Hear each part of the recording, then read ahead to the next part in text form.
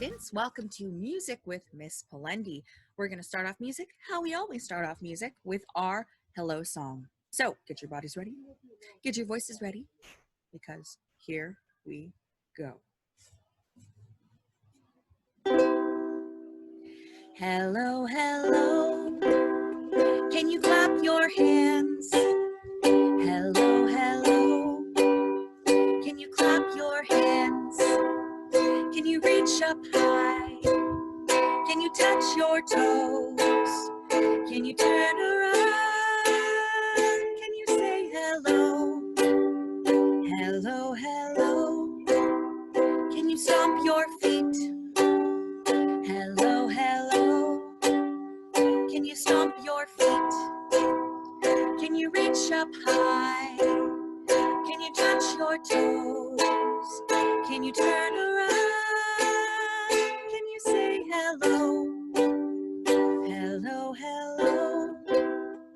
Can you clap your hands? Hello, hello. Can you clap your hands?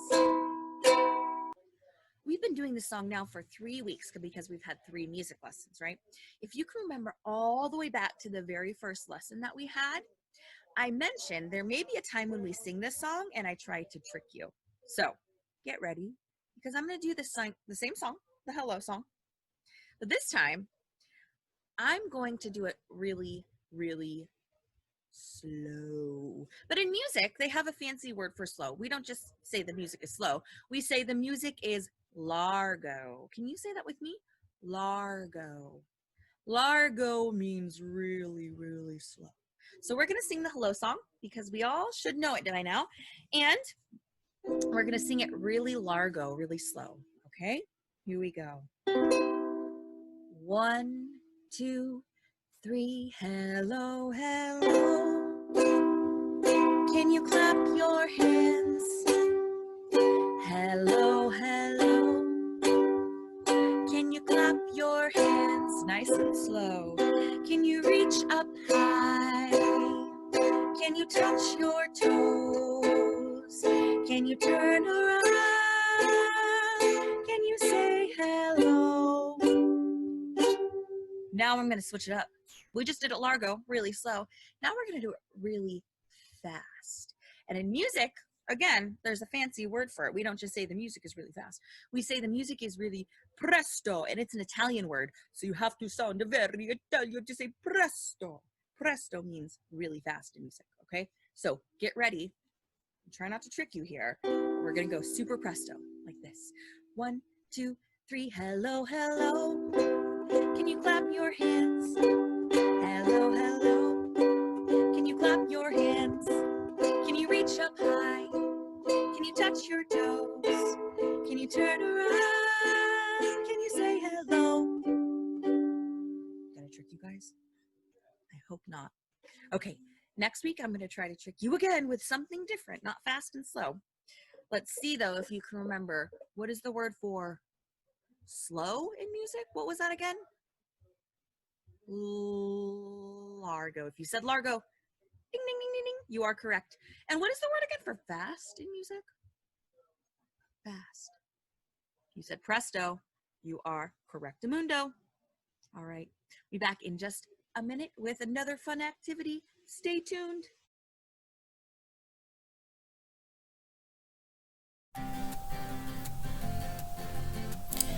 For this next part of the lesson, you're going to need to grab 2 things for me. You're going to need to grab a household item that makes a low sound when you tap it, something like a large tub, a table when you knock on it just right, or maybe an empty laundry detergent container. That's the first thing. The second thing you're going to need to grab is something that makes a high-pitched sound when you tap it, such as a pot or a pan, 2 spoons if you clank them together, or a glass cup. If you're using glass, be extra, extra careful. You don't want it to break. Okay, so come back, meet me here with your 2 items. We're going to be playing them as instruments. See you soon.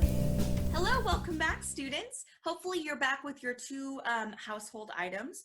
One that makes a low sounding noise and one that makes a high pitched noise. All right. I will actually be playing this game along with you down in the corner right there. Okay, so if you get confused, because it's going to go kind of fast, you could always just look in the corner and see what I'm doing, okay? So here's how this game is going to work. I'm going to read a little game called, or a little book called, We Are in a Book. It's an Elephant and Piggy book. I don't know if you've heard of Elephant and Piggy before, but they're pretty famous. They have quite a few books out about their different adventures, okay? This one is called We Are in a Book. Now, the reason I had you get 2 different instruments is each one of your instruments is going to be one of these 2 characters, because there's 2 characters in this whole book. There's Elephant and there's Piggy, okay? Now, which instrument do you think Elephant's gonna be? Do you think he's gonna be the low-pitched one or the high-pitched one? Think about that for a second.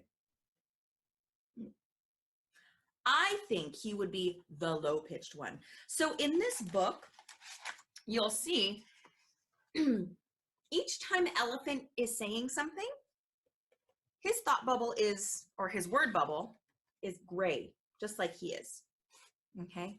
Each time Piggy says something, Piggy's bubble is pink, all right? So throughout this book, while I'm reading it, remember I said the low-pitched instrument is going to be Piggy, which means that the high instrument is going to be, the low instrument is going to be Elephant, not Piggy, Elephant. And the high instrument is going to be Piggy, all right? So each time Elephant's saying something, you're going to play your low instrument. Each time Piggy is saying something, you're going to play your high instrument.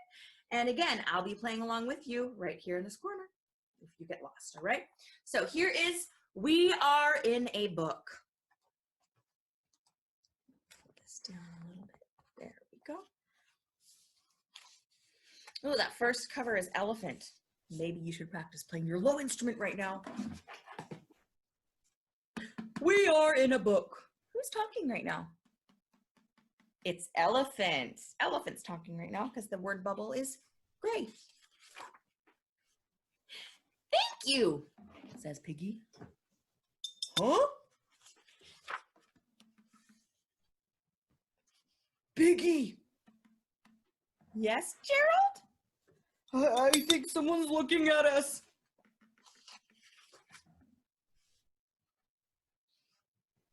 No bubbles, no word bubbles on this, which means that they're not talking on this one. Piggy is suspicious. He's a little worried. Someone is looking at us. Who's looking at us? Oh, a monster? No, it is. Uh-oh. A reader. A reader is reading us. So Piggy got both of these lines. So hope you're playing your high-pitched instrument. How is a reader reading us? The reader is reading these word bubbles. He's on to us. We're in a book. We're in a book? That is so cool! Look at Piggy's so excited he's doing backflips. We're in a book. We're in a book. We're being read. We're being read. Oh, I have a good idea. I can make the reader say a word. I wonder what word he's gonna have us say. I'm worried. You can make the reader say a word. I can. If the reader reads out loud. That is a good idea. That is a funny idea. Here I go. Says Piggy. Banana.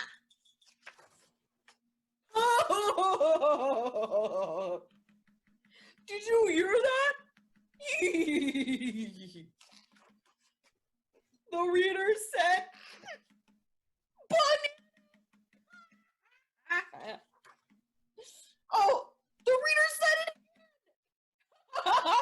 Yo.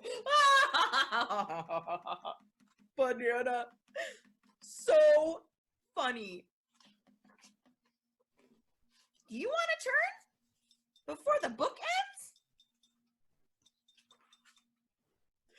Ends. The book ends. Yes, all books end. When will the book end?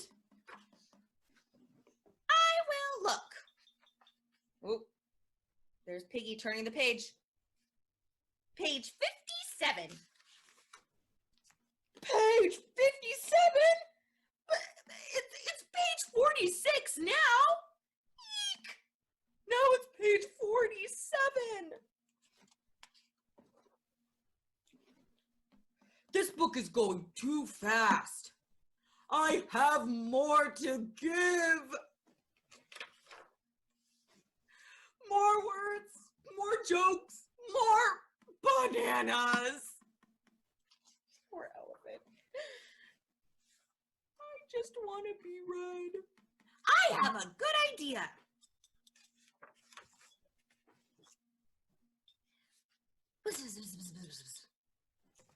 That is a good idea. Hello. Will you please read us again? I hope this works. Me too.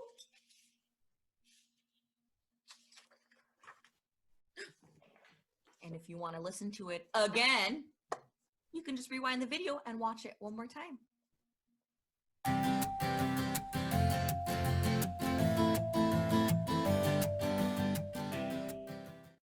Hello students, welcome back. For today's instrument, we are going to be making, drum roll please, a tambourine. Here are the things that you're going to need. You're going to need 2 paper plates, some rice, barley, dried beans, or gravel, any of those would work, a little bit of yarn, a hole punch, or something to make a hole, and some art supplies. So go grab your supplies, meet me back here. I'll see you in just a moment. Hello again, students. Welcome back. Hopefully you were able to gather all of your supplies. We're just gonna jump right into it. As I said before, we're gonna be making a tambourine, which looks like this. Yeah, there's a tambourine. It's a percussion instrument. And the reason it's a percussion instrument is because you have to shake it or hit it to make a noise. So that's kind of what a percussion instrument is. Can you think of another percussion instrument? I'm thinking drums, right? Because you have to hit it to make a noise. Cowbell, woodblock, those are all percussion instruments because you have to tap it to make a noise.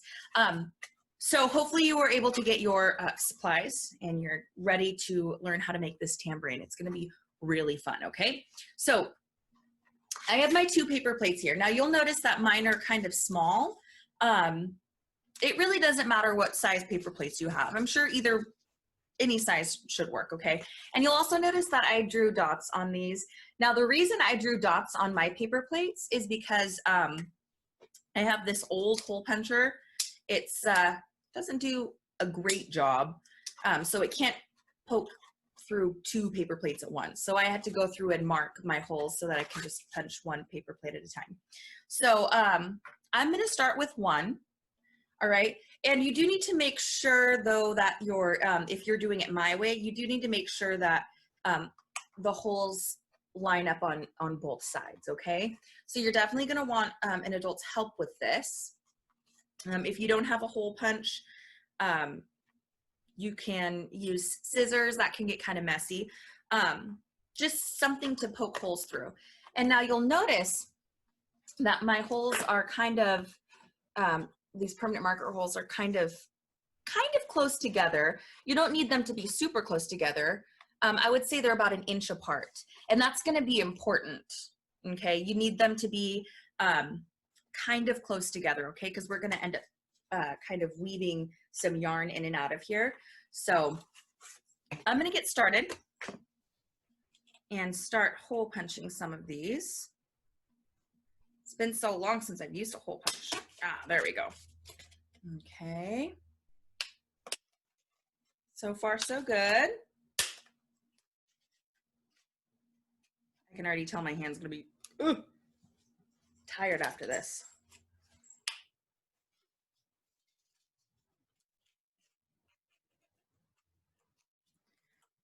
I might have to give up and use scissors.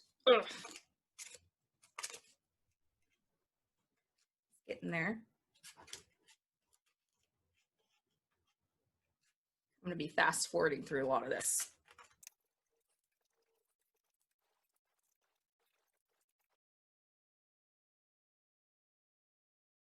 Whew. All right, one plate done. Now the second one.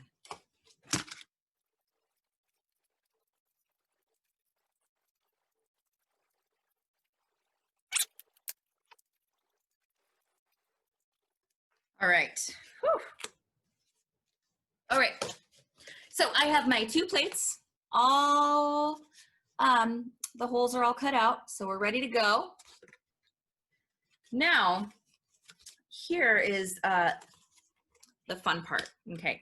So in my list of supplies, it said you needed some rice. Hopefully it's uncooked. You don't want to use cooked rice because that can get really messy. Or I'm using some barley because that's what I had on hand, or dried beans work, or you could even just go outside and grab a small handful of some small gravel, okay? Because what's gonna happen is we're going to be putting it inside of here, okay? So what I find works best is, where's my yarn? Okay, is to weave together the plates just a little bit before you put in any of the gravel or the barley or the rice, okay? So here's how this is going to work, all right? I need to thread my yarn.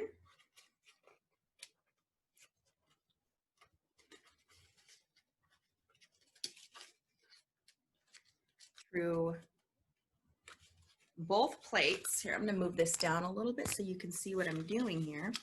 So I'm threading it through both of my plates. So this is how you want it to start it off, okay? So I have my yarn, okay?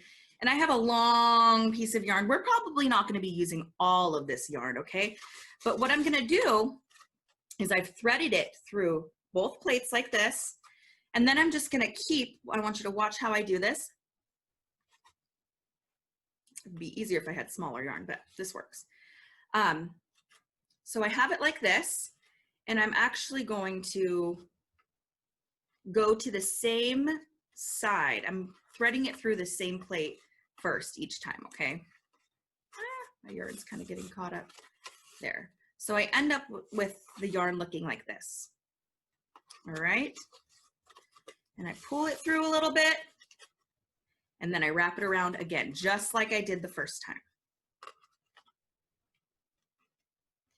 My yarn's kind of coming apart here. So this is really important. This is why you needed to have the holes really lined up. Okay, so right now I have 2 done. I'm just gonna keep wrapping it around. Plates trying to escape. It'd be easier if I did. Yeah. If you're having trouble with this, guys, here's what I did. I thread it through one. You don't have to thread it through both plates at the same time. I threaded it through one, and now I did it through the second one, okay? Here's where my sewing skills actually come in helpful. Okay.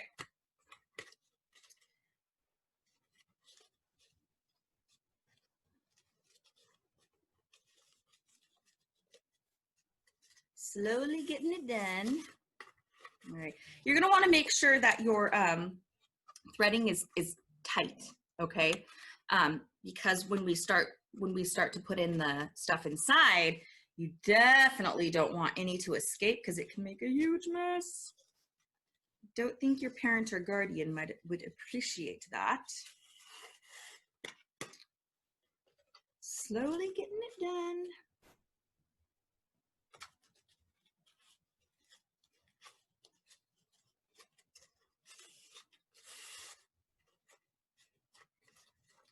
All All right, so I think I'm gonna do just a couple more of these before adding in the barley that I have. Barley is kind of like, it's similar to rice, it's just a different kind of grain. All right, so I have about 3 holes left. So what I'm gonna do now is I'm going to make sure, again, make sure that it's super tight, because you do not want any of your whatever's inside to get out, right? So I'm gonna go ahead and add a little bit of barley. Now I'm not gonna add very much. Let's see.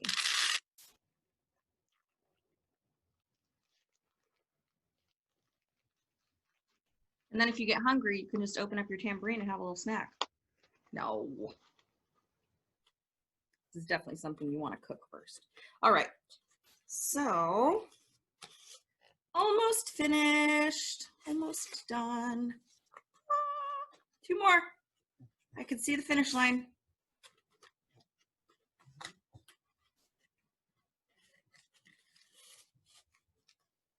And just in time too, because it looks like I'm kind of running out of yarn here. Okay. So I am just about finished. So you'll notice that my yarn ended on separate sides of the plate, which is good. All right. If they both end on the same side, it's not a big deal. You're just going to want to tie it, probably maybe wrap it around another loop before you tie it. Okay. So let me undo this real quick. As long as the threading is nice and tight, because like I said, you don't want to make a huge mess. All right. Okay, so one last squeeze to make sure that it's good and tight. I think that's as tight as it's gonna get. And now you'll notice I have lots of extra yarn. We don't need all that yarn. Maybe I can knit a sweater afterwards. Who knows? All right. And tie it off, and I'm doing like a quadruple knot just to be extra safe. All right. So I need some scissors. Here we go. I'm gonna move this back up. Okay. So cut off the extra. Boom.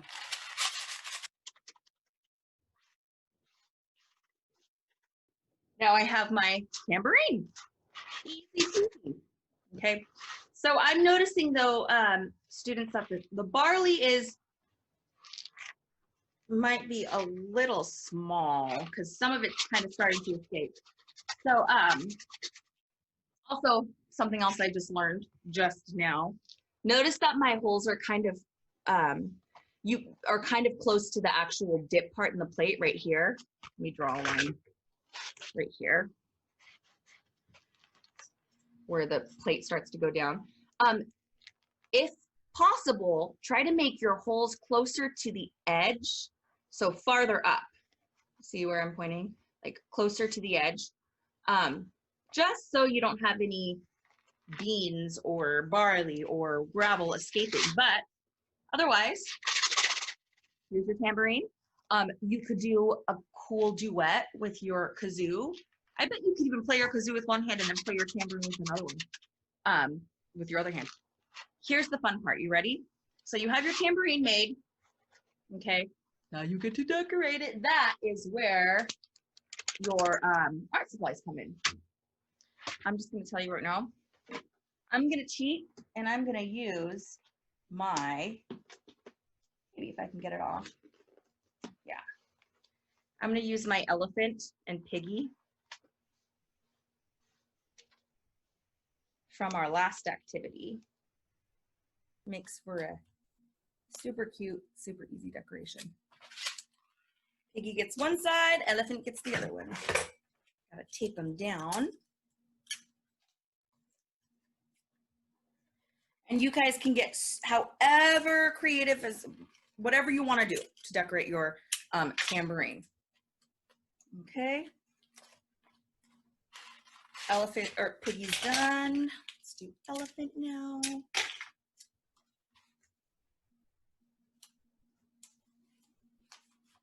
Boom. Here's my elephant and piggy tambourine. All right. Hopefully you had fun with this. Honestly, I didn't spend much time decorating mine, but that's the super fun part, is getting to decorate it and make it your own instrument. Hopefully you had fun with this, you guys. Keep making music however you make music, whether that's singing, playing your tambourine, playing your kazoo, drumming, whatever you want to do. All right, guys, I will see you next week. We will be making another instrument. Haven't quite figured out what that instrument's going to be, but it'll be fun, I promise. All right, but guys, have an awesome week. I'll see you next time.